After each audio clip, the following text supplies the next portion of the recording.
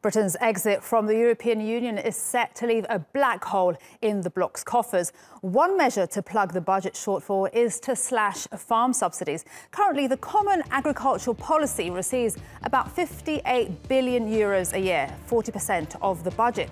However, Brussels has new strategic priorities such as defence, security and migration. It's likely that the EU's farm subsidies will get the chop. The issue was discussed at a meeting of agriculture ministers in Brussels.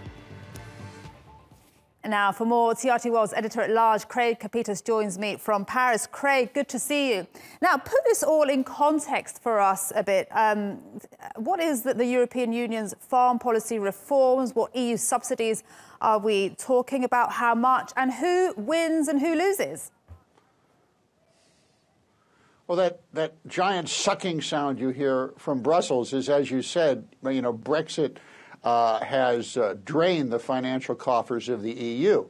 So they're faced with an agricultural arithmetic problem. They're looking at a 30% cut in agricultural subsidies. Now, a 30% cut would trigger, they estimate, a 10% drop in farm income around the EU, which is significant. If they maintain that 60 billion euros worth of subsidies, that would account, as you pointed out, for 37 to 40% of the EU budget. Now, it's not sustainable, but the heart and soul of Europe is pastoral and agricultural.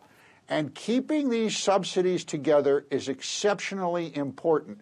How they're going to do it, Agricultural Commissioner Phil Hogan, nobody seems to know, but they're going to have to do something. Absolutely. And talk to me about France, where you are. This is the biggest agricultural power in the EU. What are they thinking? And we know how angry those French farmers get. Well, they're very worried about this because the way Europe is set up on this is that this would really hit Eastern Europe, these cuts, more than it would Western Europe. And the reason is Eastern European farms are on the average of 133 hectares per farm. Here in the West, in France, you're looking at about an average of 16 hectares per farm. And the reason for that, Maria, is the Eastern European farms come out of the old collective communist system.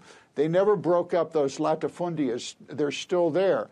Now, the people who run these big farms, particularly the landed aristocrats, the agricultural conglomerates, they love these subsidies because it keeps them going.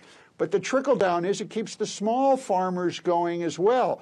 And environmental policy and the experts say that smaller farms are more environmentally friendly and they produce better food.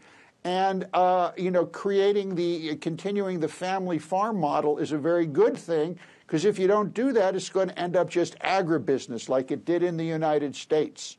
And the French are loath to give up their pastoral mindset. Absolutely. Craig, thanks so much for your analysis. That was TRT World's editor-at-large, Craig Copetas, for us in Paris.